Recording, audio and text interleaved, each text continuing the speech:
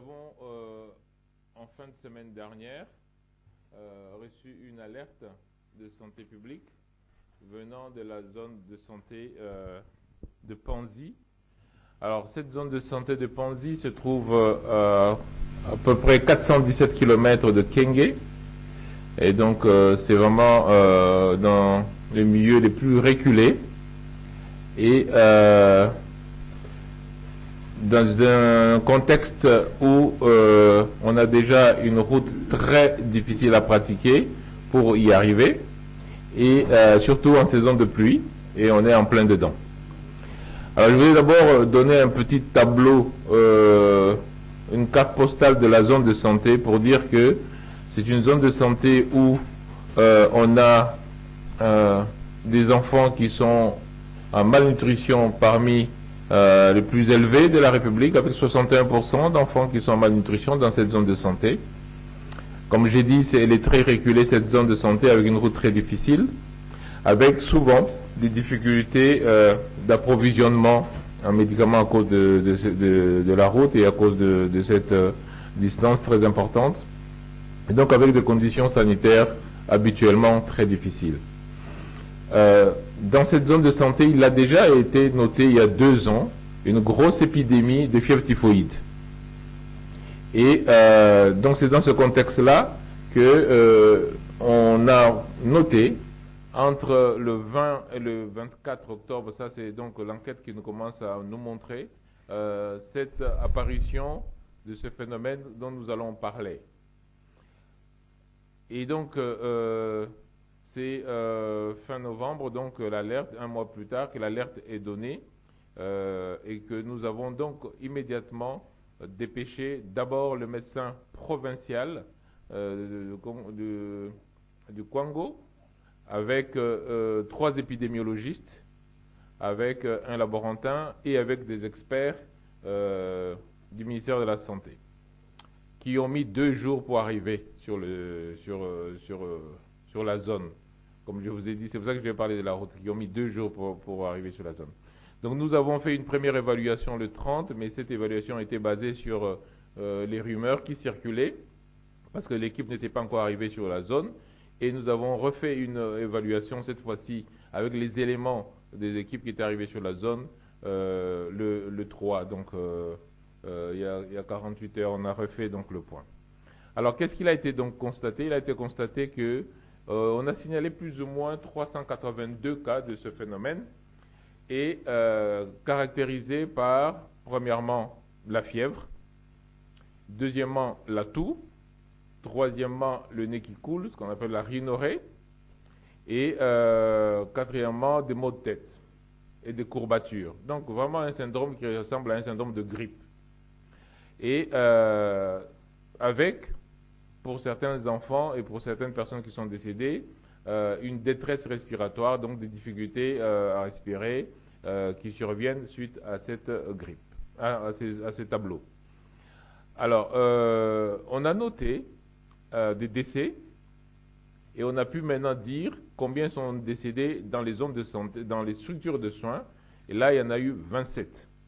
27 sont décédés dans les structures de soins. Encore une fois, comme j'ai dit, ce sont des structures qui sont très difficiles pour prendre en charge des malades graves en détresse respiratoire. Parmi les 27 qui sont décédés, 10 c'était plus par manque de transfusion, étant donné donc le besoin de transfusion, parce qu'on a noté une grosse anémie aussi comme symptôme de cette maladie. Alors, l'anémie, on est en train d'investiguer pour savoir si, parce que comme la carence alimentaire est très importante, comme les enfants souffrent de beaucoup de paludisme, de beaucoup d'autres pathologies dans ce cas-là, on ne sait pas si l'anémie est causée par le phénomène ou c'est sur terrain d'anémie que le phénomène s'aggrave. Mais en tout cas, sur les 27, il y en a 10 qui avaient besoin de transfusion et qui sont décédés. Maintenant, dans la communauté cette fois-ci, pas dans les centres de santé, mais dans les communautés, dans ce que les gens ont rapporté, ils ont rapporté à peu près 44 cas, ce qui fait à peu près 71 cas au total de ce qui est réellement noté par les équipes sur terrain. Donc voilà à peu près les chiffres. Alors les 44 cas qui sont dans la communauté, nous ne pouvons pas d'emblée dire que c'est lié au phénomène parce que, effectivement, il peut y avoir d'autres causes de décès dans la communauté. En tout cas, l'équipe qui est arrivée maintenant est en train de faire la cartographie des symptômes pour que nous puissions bien caractériser ce qui se passe. Et a fait aussi des prélèvements. Encore une fois, il faut les ramener cette fois-ci, ces prélèvements, vers Kikwit pour le laboratoire. Vous comprenez donc comment est-ce que ce sont des zones très très éloignées. Et donc pour pouvoir avoir les résultats éventuellement trouver la cause. Nous sommes en train de discuter avec tous les spécialistes, notamment avec ceux de l'INRB, avec tous ceux qui ont géré les épidémies, pour voir un peu quelles sont les premières hypothèses que nous pouvons émettre. Alors, on est déjà plus ou moins dans l'affirmation que c'est respiratoire, parce que les gens décèdent dans un tableau de détresse respiratoire. Respiratoire avec un tableau de départ qui ressemble, comme je l'ai dit, à un tableau qu'on peut retrouver dans une grippe. Ça, c'est la première chose qu'on peut déjà dire dans les hypothèses. La deuxième chose qu'on peut dire, c'est que la période, ça commence en octobre, nous sommes maintenant en décembre, eh bien, c'est la période de la grippe saisonnière qui commence d'octobre à mars, et avec un pic en décembre. Donc, est-ce que c'est une grippe saisonnière sévère avec, sur un tableau des gens fragiles à cause de la malnutrition, à cause de l'anémie, à cause des autres maladies, ou est-ce que c'est un autre germe? On va le savoir avec les résultats.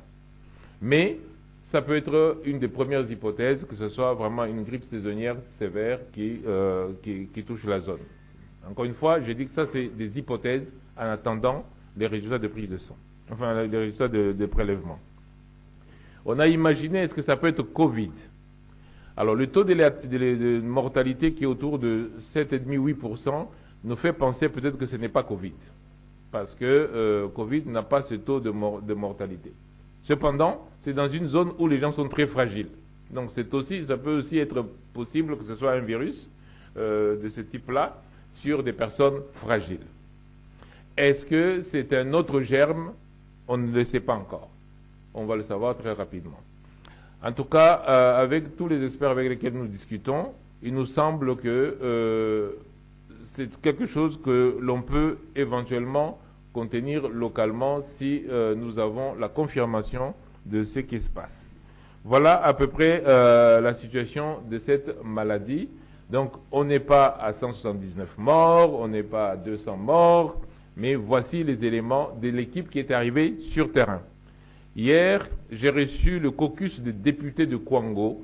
Donc, tous les députés de Kwango sont venus pour qu'on fasse le point. Et ce que je viens de vous dire ici, je l'ai répété donc aux députés du Kwango hier.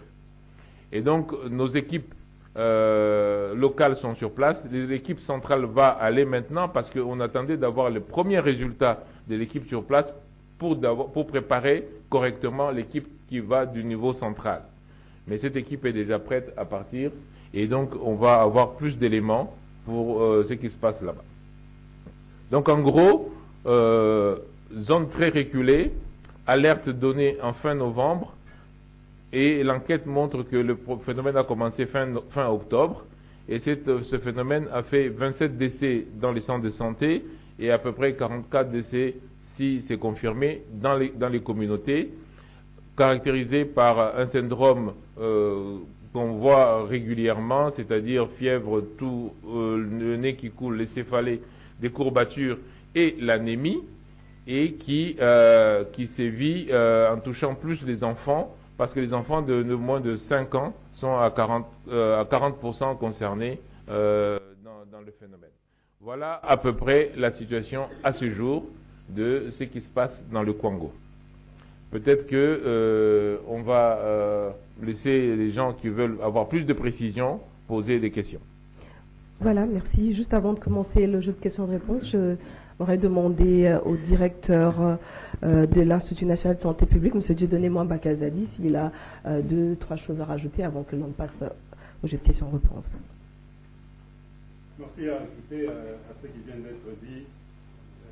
C'est juste dire qu'au niveau niveau central, nous sommes en alerte maximale, donc les équipes du niveau central sont en alerte, sont déjà positionnées pour rejoindre la zone santé de Panzi, pour aller approfondir des investigations et appuyer déjà l'équipe provinciale et l'équipe locale qui est déjà sur place. Merci beaucoup.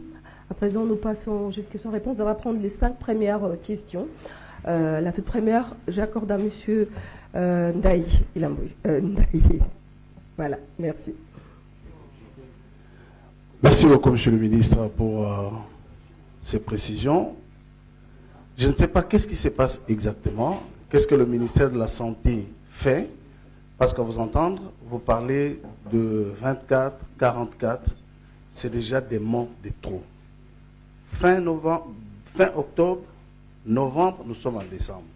Qu'est-ce que le ministère de la Santé fait exactement pour identifier dans le délai ce virus qui est en train de faire des morts? Peut-être que pendant que nous parlons maintenant, il y a encore des morts. Est-ce que vous ne prenez pas, vous ne voyez pas que vous êtes en retard par rapport aux ripostes ou aux mesures que vous pouvez prendre pour contenir ce virus? Les gens se déplacent, les gens voyagent. Vous ne pensez pas que Kinshasa et les autres provinces peuvent être contaminées? Merci. On va prendre encore quelques questions juste avant que le ministre réponde. Oui, monsieur, vous vous présentez, vous donnez le nom de votre chaîne et vous posez votre question. Courte et précise, s'il vous plaît. Monsieur le ministre, c'est Francis Carson pour le compte de Repère Info. Nous avons suivi avec instance sur le bilan qui a été donné, le rapport de décès. On aimerait savoir si vous avez au moins le nombre de personnes qui ont été éradiquées ou guéries depuis le début. Le nombre de personnes qui ont été quoi? Le nombre de guéris, s'il y en a. Parce que là, on ne l'a pas suivi dans votre exposé. On a juste le bilan des décès dans les structures sanitaires. Merci. Madame, on peut lui passer le micro?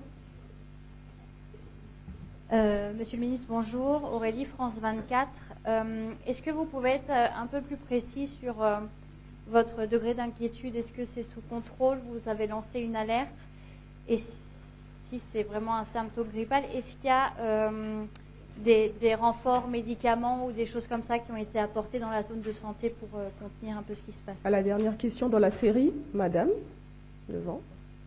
Paulina Zidi de RFI. Monsieur le ministre, vous dites on n'est pas sûr, on ne pense pas à un Covid à cause du taux de létalité, mais est-ce qu'il y a des tests Covid qui sont partis et qui ont été faits sur place, parce qu'on sait que c'est des tests assez faciles et rapides à faire. Pareil pour la grippe, il y a des tests pour savoir à peu près de quel germe il s'agit. Est-ce que vous avez pu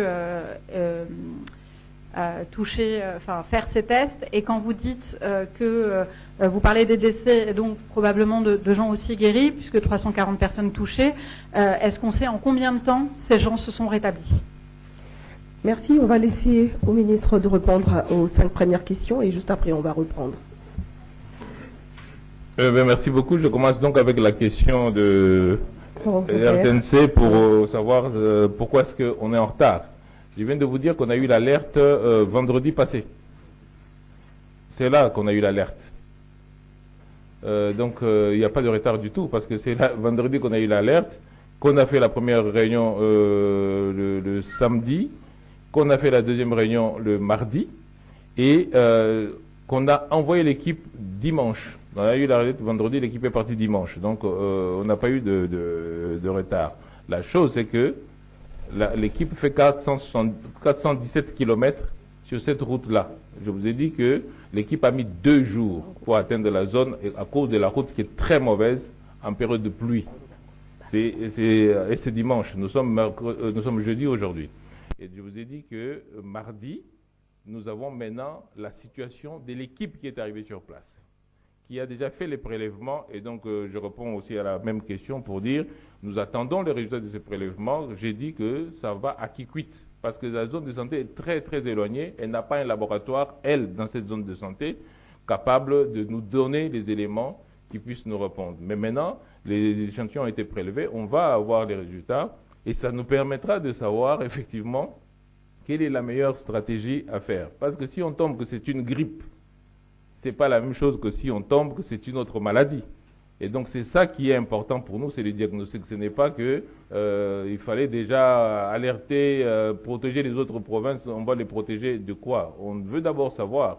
Et 3-4 jours, ce n'est pas du retard.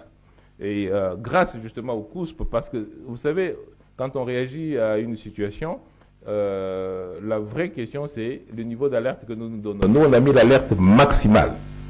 Nous on a mis l'alerte maximale. Mais l'alerte maximale, ça veut dire apprécier correctement la situation. Toutes les équipes sont en train d'apprécier la situation pour savoir quelle est la maladie qui est là. Ça, c'est la première chose. Et donc, la deuxième chose, c'est que le nombre de guéris, parce que ça, c'est la question qui est posée, nous avons évalué le nombre de personnes qui ont été signalées. Et le nombre de personnes qui ont été signalées, je vous dis, c'est 382. Et je vous ai dit que dans les centres de santé, il y a eu 27 morts. Sur les 27 morts, je vous ai dit qu'il y en a 10 qui sont morts parce que c'était un besoin de transfusion dans cette zone de santé très éloignée. Ça, c'est le relèvement, le relevé que l'équipe qui est partie fait sur le terrain. La communauté, c'est-à-dire maintenant, dans la population, on signale qu'il y a, depuis le 24 octobre, si on compte le nombre de décès, on est autour de 44. Sauf que ça, c'est ce qui est rapporté par la communauté. Rapporté par la communauté, ce n'est pas évalué médicalement pour savoir si tout ça est lié au même phénomène. Mais nous considérons, de manière générale, que c'est lié. C'est pour ça que nous disons 44. Et maintenant, qu'est-ce qu'on remarque d'autre? On remarque d'autre que ça touche plus les enfants. Et les enfants de moins de 5 ans, qui sont déjà fragiles, comme je viens de vous dire, à cause de la malnutrition. Donc, le nombre de guéris, c'est la différence entre les 382 et les décès qui sont rapportés. Et donc, on est à plus de 300 guéris. On est à plus de 300 guéris si on considère comme ça. En combien de temps ils sont guéris? C'est l'investigation qu'on fait. Parce que on nous a dit, voilà, celui-là était malade. Maintenant, l'équipe qui est sur place, et c'est ça l'évaluation qu'on fait, va nous dire, celui-là, il a été déclaré malade à telle date. Finalement, les symptômes ont disparu à telle autre date. Ça va nous permettre d'avoir une idée précise de la durée des symptômes. Et donc, par rapport au degré d'inquiétude, ça c'est la question de France 24, je dis bien que nous on met l'alerte au maximum. Est-ce que c'est Covid? J'ai dit que je ne sais pas si c'est Covid. Mais la première tendance nous ferait penser que ce n'est pas Covid. Mais encore une fois, Covid sur un terrain fragile peut tuer plus. C'est pour ça que nous disons, nous attendons les résultats de prélèvement pour préciser ce qui se passe. Mais cette zone de santé, comme je les ai dit, a déjà eu des épidémies graves. Il y a 2 ans, c'était la fièvre typhoïde dans cette zone de santé-là. C'est pour ça qu'on se dit, il faut qu'on donne une réponse précise. On ne peut pas vous dire, oui, c'est telle maladie. On vous donne la chronologie des choses.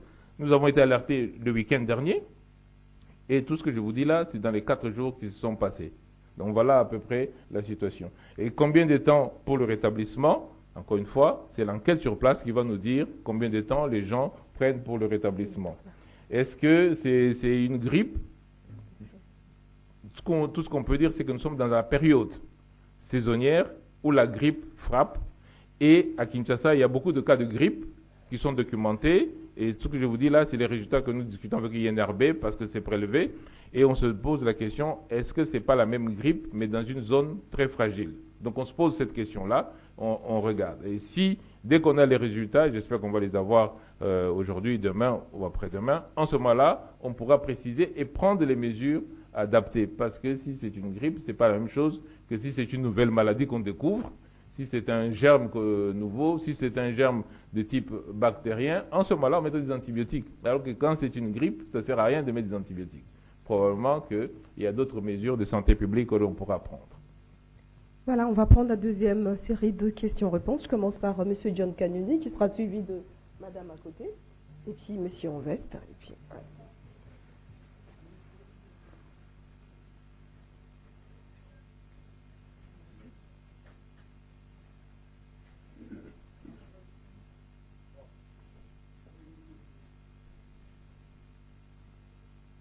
On peut y aller, s'il vous plaît? Ça marche? Ah, ok, c'est bon. Moi, c'est John Kanyunyu. Je travaille pour la Deutsche Welle. Monsieur le ministre, j'ai comme l'impression qu'il y a un combat des chiffres, parce que j'ai eu à parler à l'autorité provinciale des Kwango qui m'a parlé de 143 décès. C'était le mardi, mais aujourd'hui vous parlez d'une soixantaine. C'est quoi ces combats des chiffres? Et la deuxième préoccupation, sur place, l'autorité provinciale m'a dit qu'il y a des partenaires du gouvernement qui viennent en aide de ces malades, genre Kit et autres. Je voudrais savoir, au niveau central, au niveau de Kinshasa, au niveau du gouvernement central, qu'est-ce que vous avez fait concrètement pour soulager ces populations qui font face maintenant à cette épidémie inconnue jusque-là? Merci beaucoup. Merci. On va prendre la deuxième question, madame.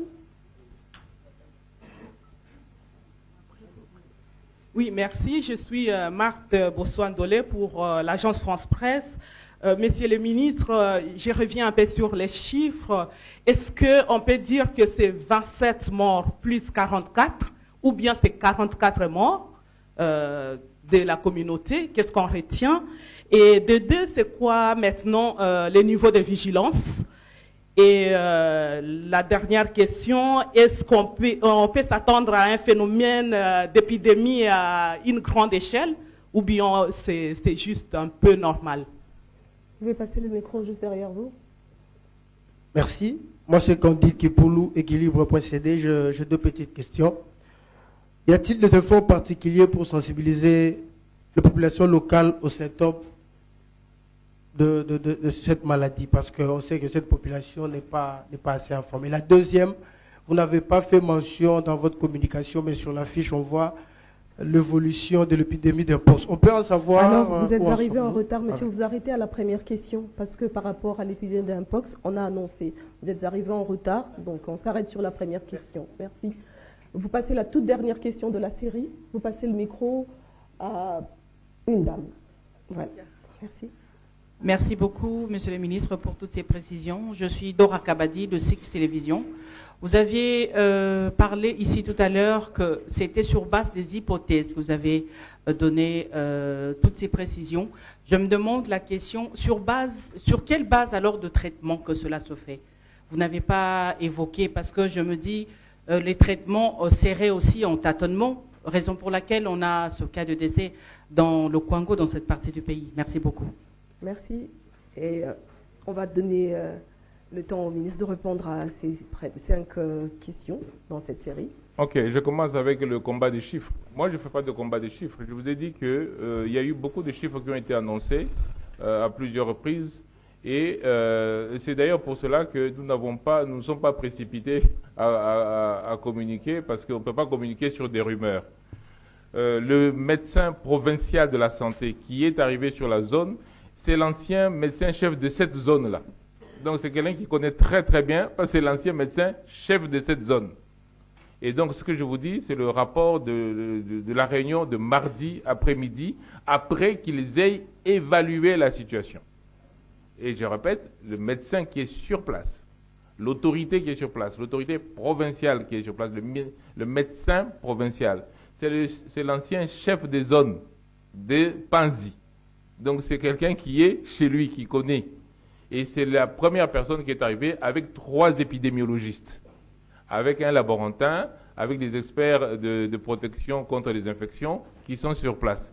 Ce que je vous donne, c'est le rapport de cette équipe. Bien entendu, ce sont les chiffres les plus officiels. Je ne peux pas suivre les chiffres qui sont donnés par parce que quelle est la source de ceux qui vous donnent des chiffres? Qu'est-ce qui est comptabilisé? Ce que je vous dis, c'est que dans les centres de santé, et je réponds en même temps à cette question-là qui vient d'être posée, dans les centres de santé, on a comptabilisé 27 décès depuis le début du phénomène. Et l'évaluation qui est faite par le médecin chef de zone, aujourd'hui devenu ministre provincial, c'est que dans la communauté, on signale aussi 44 décès. Donc c'est 44 plus 27. Ce n'est pas ou 44 ou 27. Non, je dis bien, ceux qui sont morts dans les centres de santé, c'est 27. J'ai précisé que parmi les 27, L'évaluation que nous faisons, c'est que 10 sont morts à cause de problèmes de transfusion, de l'anémie. Et donc 17 sont morts pour des raisons de détresse respiratoire. Dans la communauté, ils ont évalué à 44 personnes qui ont été signalées comme décédées depuis le début du phénomène. Et nous disons que sur les 44, pour l'instant, nous ne pouvons pas dire que tous sont liés au phénomène parce que c'est ce qui est rapporté de la communauté. Ce n'est pas ce qui est validé par les médecins.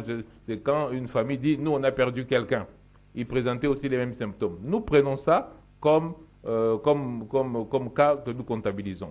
Et ça me permet de répondre à cette question qui a posé la question, la personne qui a posé la question sur quel est le niveau d'inquiétude, le niveau d'alerte. J'ai précisé que nous sommes en alerte maximale. C'est-à-dire que nous considérons que c'est un niveau d'épidémie que nous devons surveiller de manière maximale. Maintenant, les partenaires sont sur place, les partenaires soulagent. Oui, mais je viens de vous dire que dès que nous avons eu l'alerte, l'équipe est partie. Et nous avons tout ce qu'il faut pour répondre à une épidémie. Nous avons tout. Nous avons protection contre les infections, nous avons un médicament, mais il nous faut faire le diagnostic. On ne peut pas commencer à distribuer les médicaments en disant « Ok, on va donner les antibiotiques à tout le monde, on va vacciner tout le monde », sans d'abord faire le diagnostic. Donc c'est pour cela que je ne peux pas répondre à la question de savoir comment est-ce que vous protégez déjà la population, pourquoi est-ce que vous ne donnez pas les médicaments. Non, on donne les médicaments quand on a le diagnostic. Je répète, si c'est une infection bactérienne, si on trouve que c'est un microbe qui peut nécessiter des antibiotiques, en ce moment-là, on met les antibiotiques. Si c'est un virus, contre les virus, les antibiotiques ne servent à rien. Donc, en ce moment-là, on met les mesures de protection, on soutient les malades parce qu'ils ont besoin d'oxygène, ils ont besoin de ceci, ils ont besoin de cela, mais on ne met pas d'antibiotiques. Donc, le traitement est adapté au diagnostic. Et le diagnostic, c'est ce que nous attendons. Je vous ai dit que les échantillons qui ont été prélevés vont maintenant à Kikwit. C'est pour vous montrer la distance entre l'endroit et la possibilité d'avoir le diagnostic. Donc, maintenant, est-ce qu'on peut s'attendre à une épidémie à grande échelle? Moi, je ne peux pas répondre à cette question-là parce que je ne fais pas de boule de cristal pour dire ça va être comme ça. Par contre, si c'est une grippe, on va vous dire voici comment ça va évoluer parce qu'on sait comment ça évolue. Si c'est un virus que l'on connaît, Covid ou autre, je ne sais pas, en ce moment-là, on vous dira voici comment ça évolue. Si c'est une bactérie, on vous dira voici comment ça évolue. Donc ça dépend du diagnostic. Et faire le diagnostic d'une épidémie en 3-4 jours, c'est très court. C'est très court. C'est pas. Donc je reviens à cette question-là. C'est très court de faire le diagnostic en 3-4 jours, surtout dans une zone très régulée comme ça. Alors, quelqu'un a dit base de traitement, est-ce que vous ne tâtonnez pas? On ne tâtonne pas. Pour l'instant, toutes les maladies ont 2 niveaux de traitement. Le niveau des symptômes que nous pouvons maîtriser. La fièvre, on peut la maîtriser. La détresse respiratoire, on peut maîtriser. Une anémie, on peut transfuser. Ça, c'est le niveau général. Maintenant, il y a le niveau spécifique, c'est-à-dire quelle est la cause de la maladie. En ce moment-là, on adapte le traitement. Donc, il n'y a pas de tâtonnement. C'est adapter le traitement en fonction du diagnostic.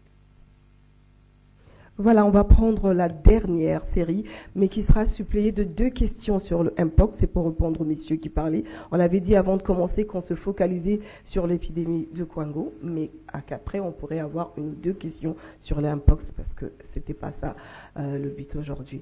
Alors, on va prendre, voilà, monsieur en chemise blanche. Vous présentez votre média et vous posez la question. On peut donner le micro, s'il vous plaît? Bonjour, monsieur le ministre.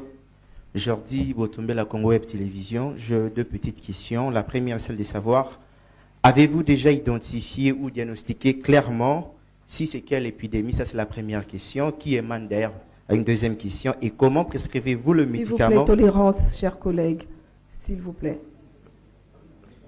Comment prescrivez-vous le médicament si vous n'avez pas clairement identifié si c'est quelle épidémie? Merci. Le micro, vous donnez le micro au Mais monsieur. je venais juste de Olivier répondre à Chemisno. cette question. Est-ce que vous avez suivi la réponse ou... Parce que je venais juste de répondre à ça. On va prendre 5 questions, parce que celle-là, on y a répondu. On prend 5 questions, on commence par monsieur en chemise noire et puis on continue.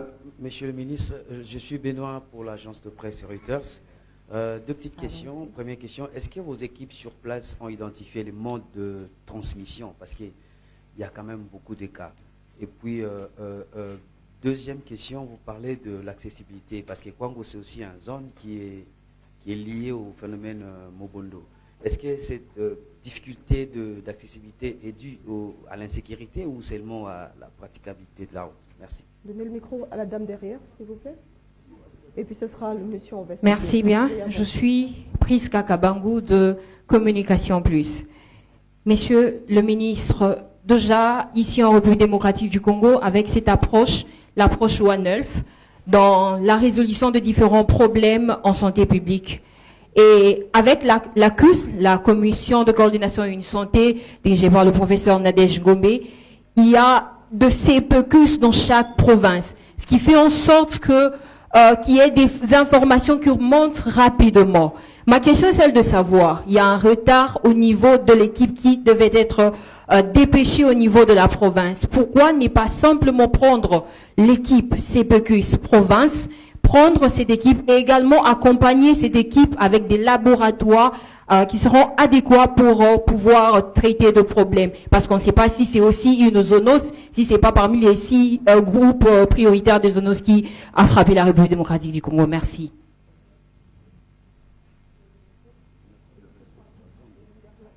Monsieur le ministre, bonjour. Je m'appelle Patrick Andingolo de la Grandeur Actu. Je voudrais avoir une réponse par rapport... Est-ce que les structures de santé sont-elles équipées pour faire face à cette épidémie? Disposent-elles de médicaments ou du matériel nécessaire? Et la deuxième question, je voudrais savoir aussi, quelle est la coordination entre les différents acteurs impliqués dans la réponse à cette crise? Merci. Bonjour, monsieur le ministre. Il m'a contaminé. Je suis Jean-Yves Kamalé de l'Association de presse. Ce matin, nous avons discuté avec un membre des cadres de concertation de la société civile de Kwango et il nous a dit que non, cette maladie se transmet déjà dans une autre centre de santé de Katenda, en dehors des Panzi. Est-ce que pouvez-vous nous éclairer sur ça? Voilà, on va prendre 2 questions sur le Mpox et on va s'arrêter là pour les questions.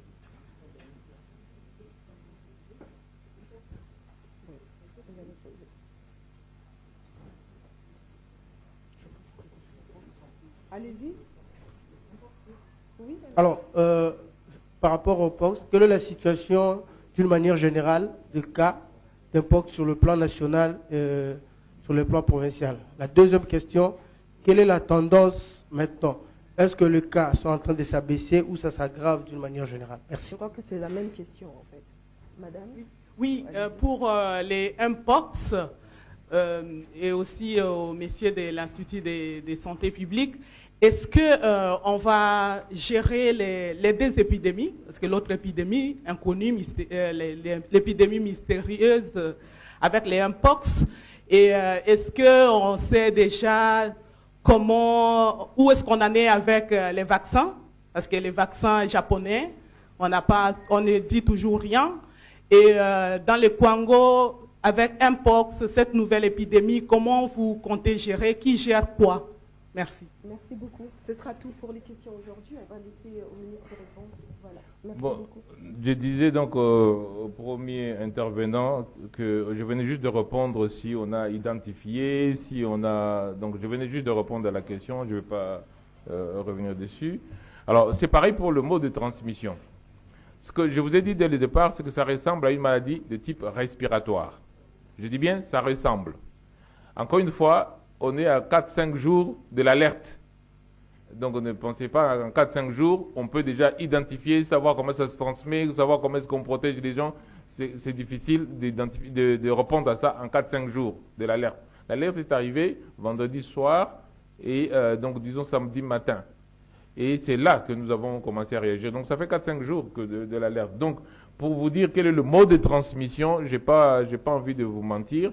Est-ce que c'est une maladie de transmission par l'eau? Est-ce que c'est une bactérie qui se transmet par l'eau? Est-ce que c'est une maladie de transmission respiratoire par la toux? Je ne peux pas encore répondre. Il faut qu'on identifie, je répète encore, il faut qu'on identifie le germe pour qu'on vous dise ce germe se transmet de telle manière ou telle autre manière.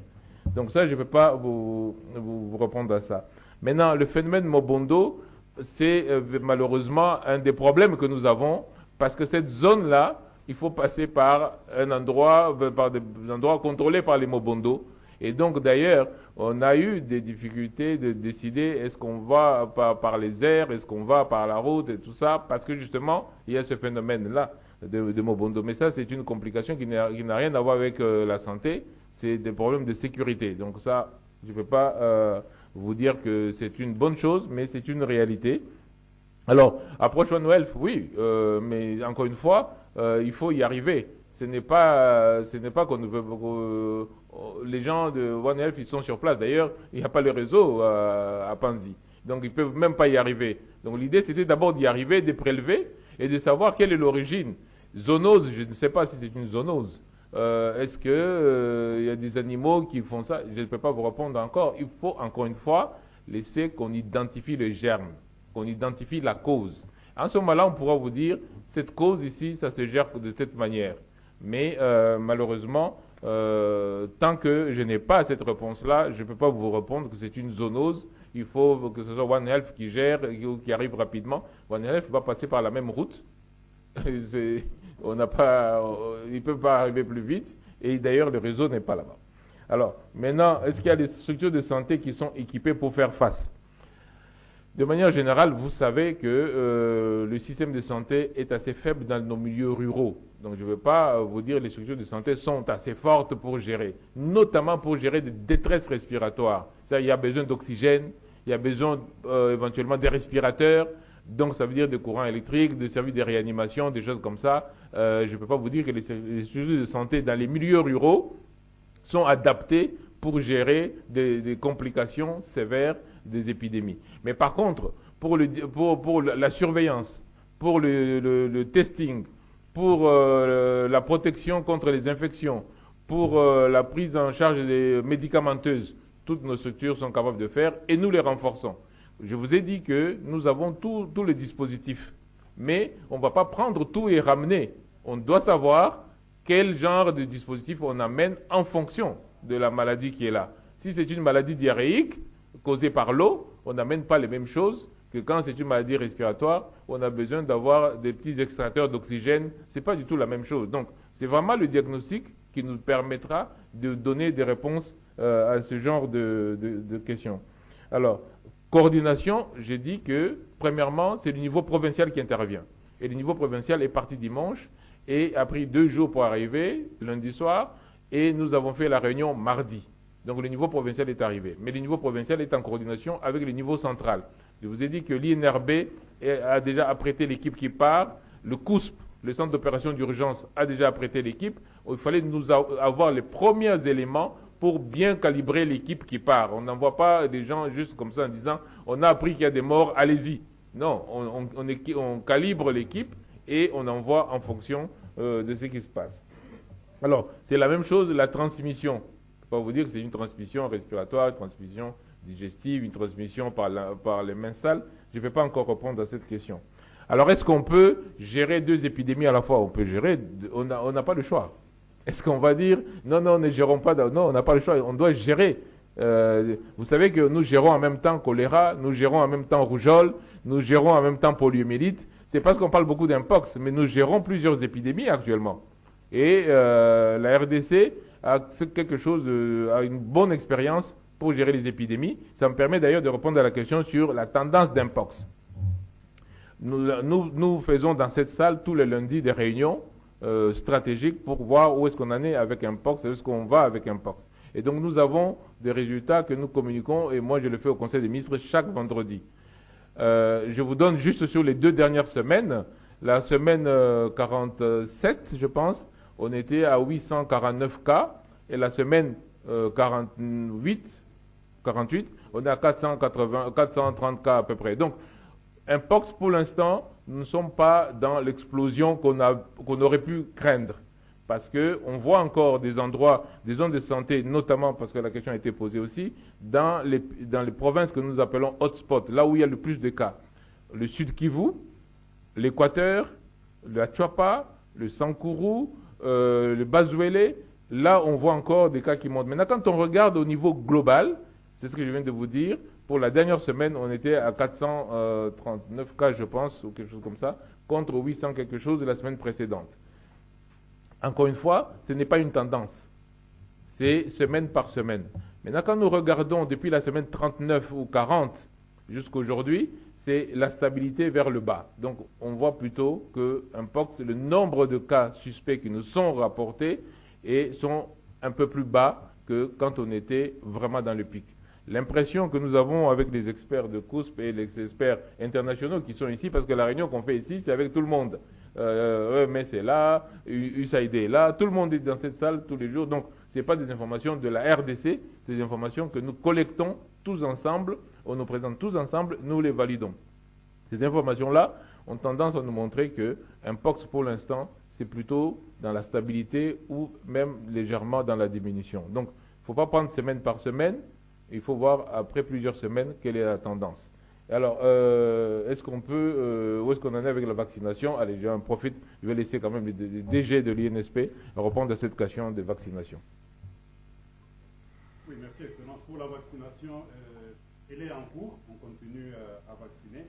On a fini la première phase, parce qu'il faut vous rappeler que le vaccin se donne en 2 doses, donc on a fini de donner la première dose dans les 6 provinces qui étaient concernées. Et nous allons, d'ici là, dès la semaine prochaine, lancer la 2e dose dans ces mêmes provinces. Donc là, la vaccination continue. On a demandé aussi, on en est avec le vaccin japonais. Effectivement, il y a des contacts qui sont très avancés avec le gouvernement japonais. Et on est juste au niveau de la signature des agreements, des accords pour que ce vaccin nous soit disponible. Parce que vous rappelez que le vaccin japonais, on en a beaucoup vacciné, surtout chez les enfants. Donc là, et nous sommes en train de recevoir et d'attendre aussi d'autres doses de vaccins par rapport au vaccin MVA, pour lequel nous utilisons dans les provinces touchées pour la deuxième dose. Donc voilà un peu ce qu'on a. Je peux peut-être compléter sur la vaccination Mpox pour dire qu'il y a une grosse réunion scientifique qui s'est tenue à Brazzaville il y a quelques semaines qui nous a permis de refaire la stratégie de vaccination. Parce qu'on s'est rendu compte à cette réunion-là que finalement, pour être contaminé de Mpox, il faut vraiment être en contact très suivi avec un malade d'Mpox. Par exemple, si mon voisin ici a le Mpox et que je vis avec lui, dans la même maison, on échange les habits, j'ai plus ou moins 60% de chances d'attraper Mpox. Mais si mon voisin de gauche, que je croise dans la rue, moi qui suis en contact avec le malade, lui, il a 0,1% de chances d'attraper Mpox. Donc, on montre vraiment que c'est les contacts les plus serrés qui sont contaminés.